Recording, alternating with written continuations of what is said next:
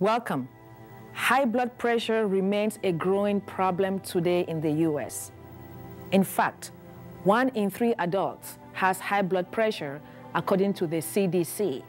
And unfortunately, about 30% of those with high blood pressure do not even know they have the disease, which is why it is called the silent killer. So, do you have high blood pressure? Stay tuned to find out more.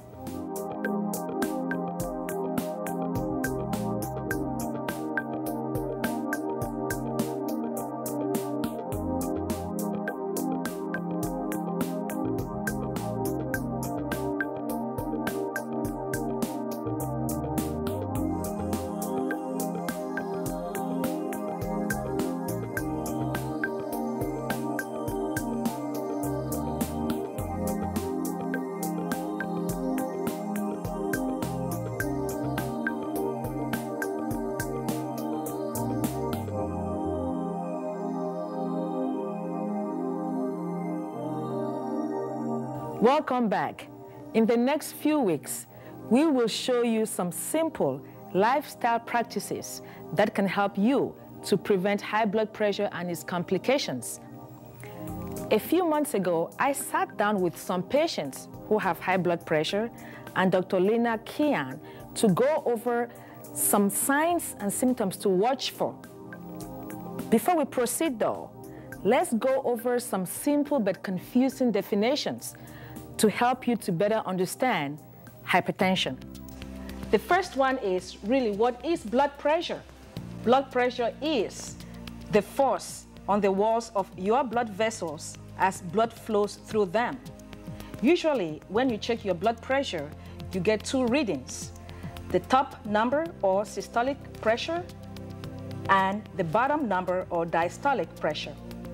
So to help you to better understand, systolic pressure is when the heart beats, and diastolic pressure is when the heart relaxes. So what then is high blood pressure? High blood pressure is when blood presses too hard against the walls of your blood vessels. And this could be because the blood vessels are constricted or too narrowed. In terms of measurement, in an adult, it is blood pressure greater than or equal to 140, that is the systolic pressure, or blood pressure greater than or equal to 90, that is the diastolic pressure. Some common risk factors for high blood pressure include things such as obesity, sedentary lifestyle, poor dietary habits, mineral deficiency, and persistent stress. Let's listen to Dr. Kian and my guest as they talk about some other risk factors and causes for you to watch for. It's a lot higher than people would think. 90% of hypertension, high blood pressure, is considered essential or primary hypertension. And essential refers to the fact that the cause is an unknown. The other 10%, which is the secondary hypertension, the cause could be things like kidney disease or adrenal tumors, or typically the cause is known. So with the primary, even though the cause is unknown, majority of it is considered to be a lifestyle issue. Mm-hmm. And going back to Paul, you've been diagnosed for about 20 years, you said? No, when I was about 20 years old, 20? in the military was the first time that I was diagnosed with high blood pressure. Did they tell you what caused this? They didn't, but I do know that it was hereditary in my family, and especially on my mother's side, she experienced high blood pressure. Okay. What about you, John? You've had it for how long again? Around 1993. Okay, so about 14, 15 years. Mm-hmm. So do you know what caused this? I was working a high-stress job at the time. I was working in emergency medicine as a nurse, and grabbing fast foods on the run, and not getting proper rest, and working 12 hours a day, and just lifestyle. Yeah. So high-stressed environment. Yes. Which brings us to risk factors. Let's talk about risk factors for high blood pressure. Obviously, stress being on top of the list. So let's talk about some other risk factors, Doctor. So yeah, risk factors are important because when we're looking at treating the cause of anything, we need to understand that. Risk factors are things like age, genetics, and ethnicity. So the older that we get, the higher the risk factor we have. African Americans are at a higher risk. And also with high stress, like you said, is a risk. Lifestyle, things like caffeine, alcohol, smoking, high cholesterol, all of those are risk factors. And obesity. Obesity, yes, yes. As we gain weight, not only does that put damage on, our heart has to work harder because we have excess weight. And with that goes along with inactivity. So physical inactivity not only makes us more likely to be overweight, but also it doesn't strengthen our heart and our arteries, so we're more at risk. Well, let's think about stress. What happens is when we're stressed, we get tense.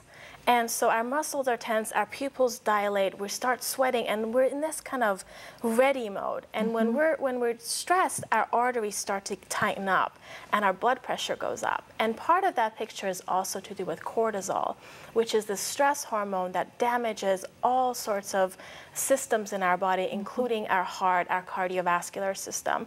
It causes narrowing of the arteries, and as our arteries narrow, which is called vasoconstriction, our blood pressure shoots up. And over the long run, all of us have at least some form of a stress, but when it becomes chronic, that's when it becomes an issue. So, Paul, do you think stress has a role to play with your diagnosis of high blood pressure? Absolutely. How so? Well, I'm basically kind of, I guess, a type A personality where I'm intense and used to be much more so. And then, of course, my lifestyle coupled with that when I was younger was just kind of abusive in the sense of stressing my body and no sleep and a lot of social activities and such things, and working, of course.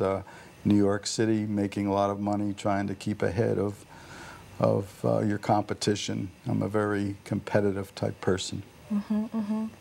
Interesting. And going back to you, John, you knew that stress contributed to this. Absolutely. What about a lack of exercise? What role did that play? At the time, I wasn't doing much exercise because I was working a lot. Working emergency medicine, you've got a lot of stress on you all the time. Patients are coming in, you have no space to put them, you have life and death situations, so that keeps you under stress all the time. So I'm a person that if I'm going to do something, I'm going to do it right. So I jump into it whole hog, so to speak.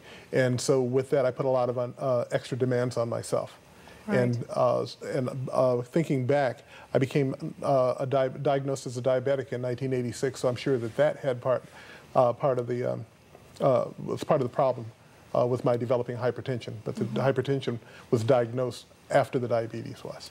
Smoking, there are so many chemicals in cigarette smoke or any kind of smoke exposure, and these chemicals cause damage to our arteries. Part of it has to do with these what's called pro-oxidants. We've heard of antioxidants, which are good. Pro-oxidants are bad in that they damage our arteries.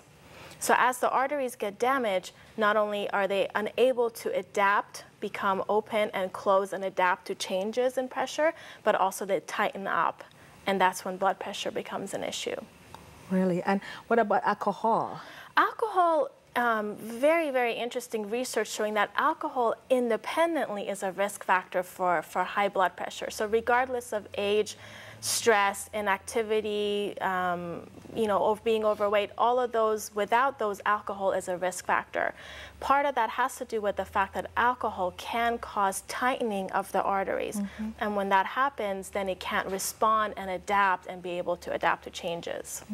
And, another important factor, which sometimes is, people don't think about it, mineral deficiency contributing to high blood pressure. Let's talk about that, Dr. Kian. First of all, with minerals, let's define what minerals are. They're substances in our body that help control fluid balance. So those are magnesium, calcium, sodium, and potassium. There are various other minerals, but those four are the main ones that help with fluid balance in our body.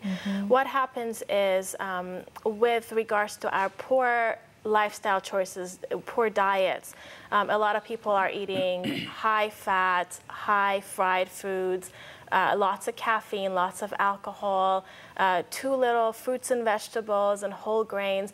All of those are actually opposite of what our body needs. A lot of foods that are high in potassium, magnesium, and calcium are foods rich in those, such as fruits and vegetables. Absolutely. And those things. So what happens is we're becoming deficient in sodium, potassium, and calcium and magnesium. And so sodium is a small part of the picture in that people think that it has to do with the salt intake.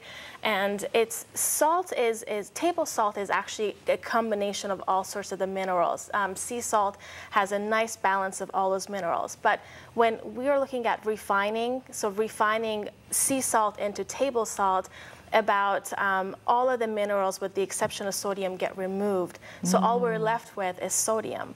Again, with refining whole foods, you know, the process of whole wheat becoming white flour, 70% of potassium is removed, and we're left with no minerals that balance sodium. So here we are removing all these good minerals and left with high sodium intake. So we got to separate sodium and salt and realize that it's more the sodium excess that's an issue. Let's take a quick break.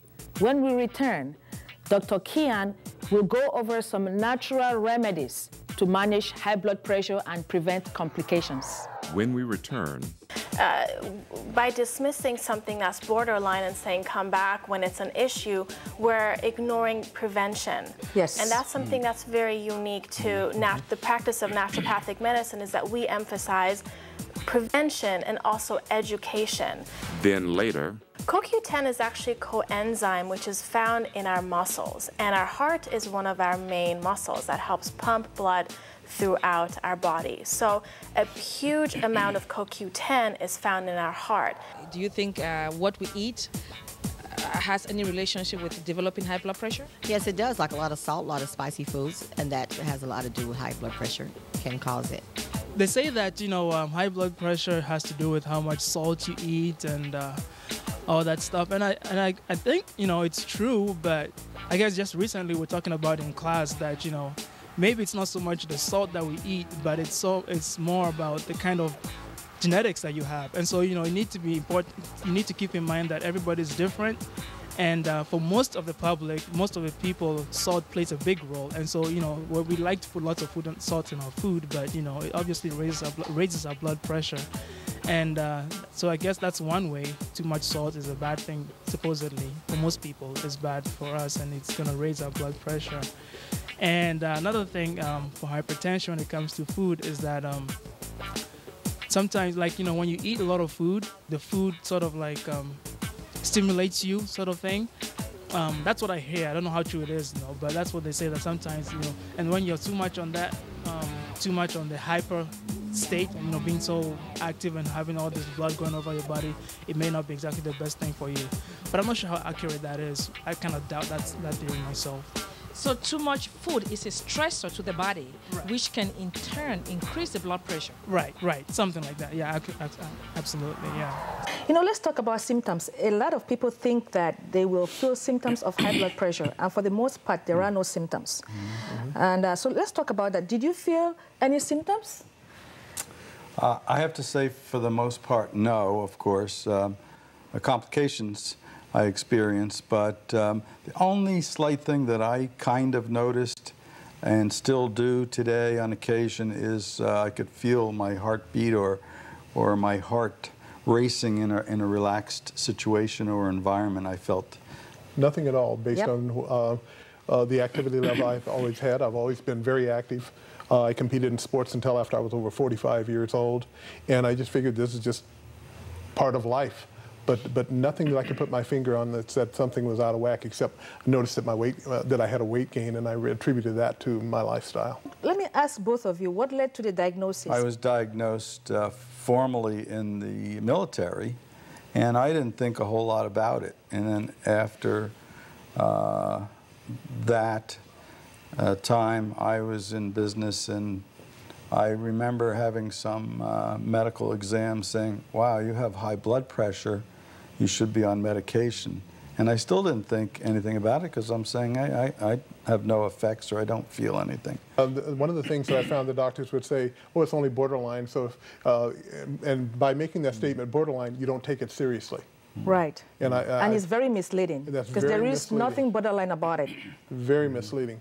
And so just being diagnosed as a hypertensive person, it's done over time, because they can't just decide today you're hypertensive, because there could be an event that's leading to that for that moment. Absolutely. So over a period of time you go in, they get several readings that would show more of a trend, and then that's when they would diagnose it. Right. Let's talk about, Dr. Kian, let's talk about diagnosis. A lot of, and I think in my experience, I tell my patients to check their blood pressure at least once a week. I recommend that to everybody. I like where this leads us to talking about this, because by dismissing something that's borderline and saying come back when it's an issue, we're ignoring prevention. Yes. And that's something that's very unique to the practice of naturopathic medicine, is that we emphasize prevention and also education. Right. Because if we just say it's borderline, come back later, then people get the misunderstanding that this is not a serious issue. Yes. And the biggest problem with high blood pressure is the consequences, as you mentioned, was, you know, problems with the heart, stroke, kidney failure, blindness, kidney failure. All those are serious issues. So it's not just the fact that your blood pressure is high, don't worry about it. It's a serious issue.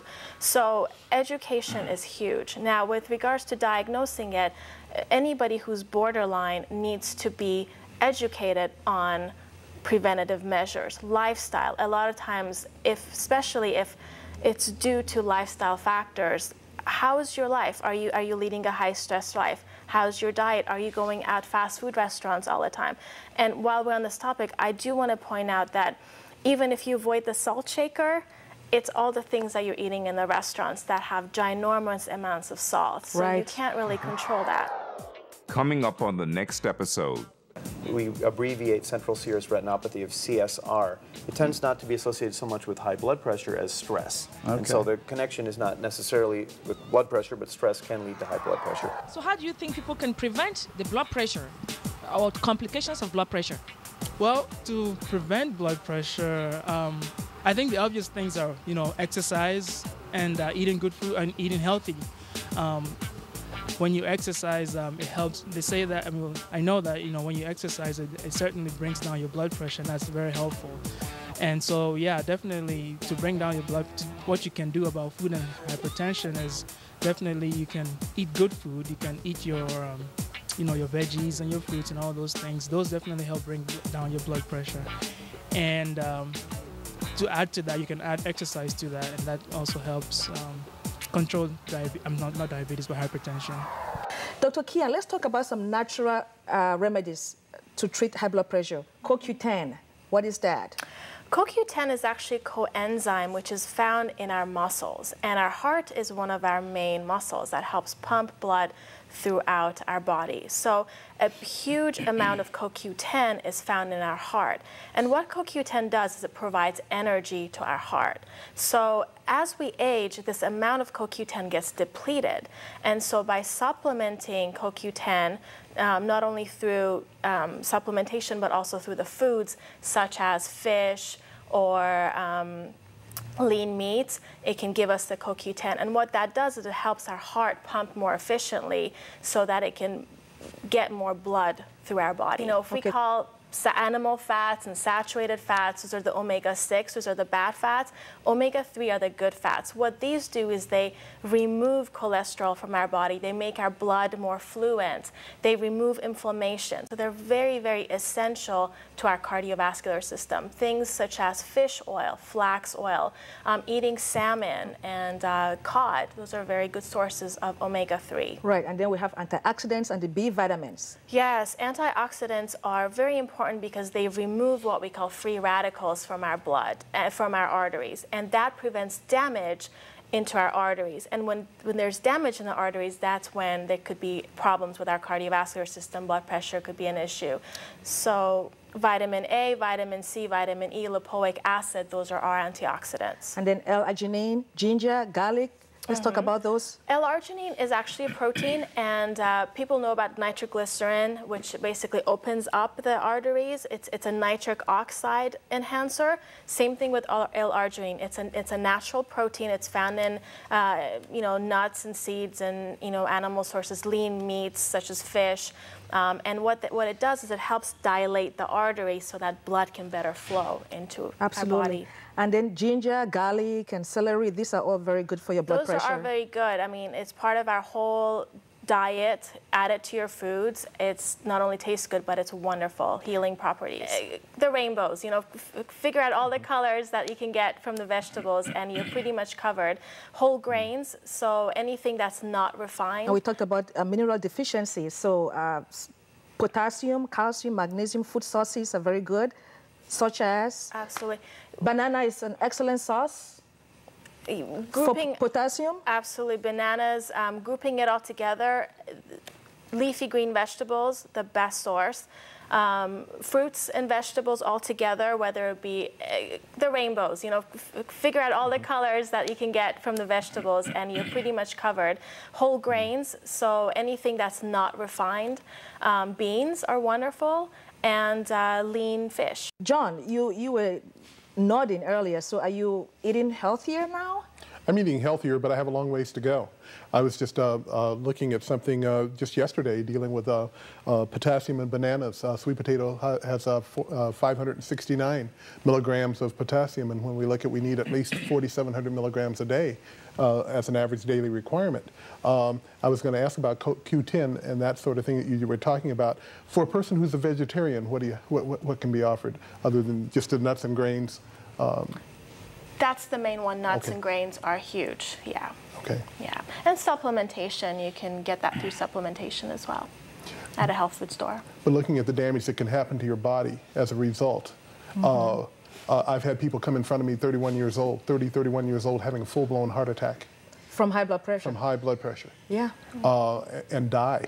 Yeah. And so that gives you a wake-up call when you know you've had it for a while. Absolutely. Being in the healthcare industry, you see a lot of things and you don't want any part of it. Yeah, any part of it. Right. Because even if you do live, and the debilitation that takes place as a result, that's scary. Yes, it is. And Paul, what about you? Your diet now, is that better? Improved fruits, vegetables? Yes, yes, absolutely. I try to have raw vegetables every meal, actually, and fruits every day. And I watch my carbohydrates and very little red meat and a lot of soy milk and beans, things of that nature. One of the things I was going to say, thinking back on the question you just asked me, I became a vegetarian as a result of my diagnosis, and I learned to cook differently and to cook more healthy, and also learned to make healthy choices a lot better than what I did before. Good for you. In the fast food restaurants, not really in my diet anymore. Hi, I am Ruth Tanyi, producer of the award-winning TV series called Bad Sugar. Do you have diabetes? Know someone who has diabetes? Unfortunately, all of us do. So listen carefully to what others are saying about the Bad Sugar DVDs. I have type 2 diabetes, and I've had that for probably 30 years. I've had diabetes since 1995.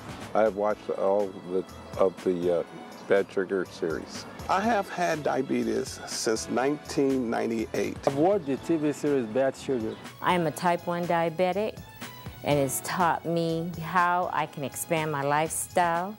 It's taught me spiritually how to monitor my stress. They clarified everything that the doctor was saying, but at a more slower pace, and to me, a very understanding pace to understand diabetes. Oh, I thought I knew, but I didn't.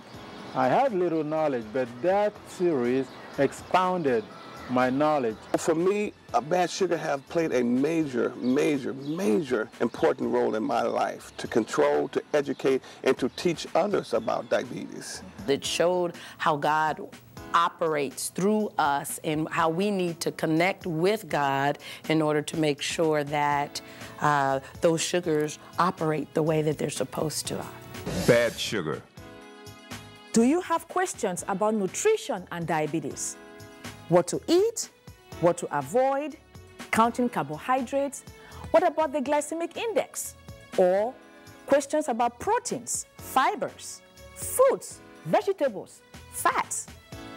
Or do you have questions about exercise, stress, spirituality, and diabetes? Or do you want to prevent diabetes complications? The Bad Sugar DVDs will give you the answers you are looking for. There was things out there that I didn't know, and since I watched Bad Sugar, it's given me a lot of information that will help me further out. Type 2 diabetes affects a lot of different things in your body, which I never knew about until I saw the episodes 7, 8, and 9. It's taught me about nutrition, it's taught me spirituality, and it's taught me how to live my life and enjoy myself longer. I was able to reduce my medicine, and that's due to the fact of the bad sugar. Call 1-866-257-3471. Operators are standing by. Or log on to PreventiveCareWeekly.com and place your order. Okay, now you know all about the Bad Sugar Diabetes DVDs. Get them for yourself and they will change your life. To order a DVD, go to our website, PreventiveCareWeekly.com. Let's talk about some common herbs. Hawthorn extract, what's that? Hawthorn is actually a plant. It's you can use the leaves, the berries. It's a bioflavonoid. It strengthens the arteries, and it also helps. It's given for patients with congestive heart failure, so it really strengthens the heart and the arteries. Other things that can help to prevent blood pressure, stress management techniques, yoga, meditation. Let's talk about those quickly. I know we're running out of time. Absolutely. Stress needs to be, it's a perceptual thing, so first understanding that stress is an issue and also removing yourself from the source of the stress, but also techniques such as breathing exercises, relaxation techniques, meditation, being connected to something greater than yourself, having a sense of purpose in life. Those are all very important. That is all the time we have for this show. And remember, for more information, please visit PreventiveCareWeekly.com and read the article on hypertension, where you can learn some tips how to prevent hypertension in the first place and its complications. Join us next week as we begin to show you some simple tips that can help you to prevent complications that are seen when hypertension is uncontrolled. See you on the next episode. Goodbye. This program is not intended to be diagnostic or prescriptive. Please consult with your doctor or healthcare provider before adopting any of the lifestyle changes or other measures discussed in this program. We do not recommend any medication changes. Rather, patients should seek medical advice from their doctors or healthcare providers.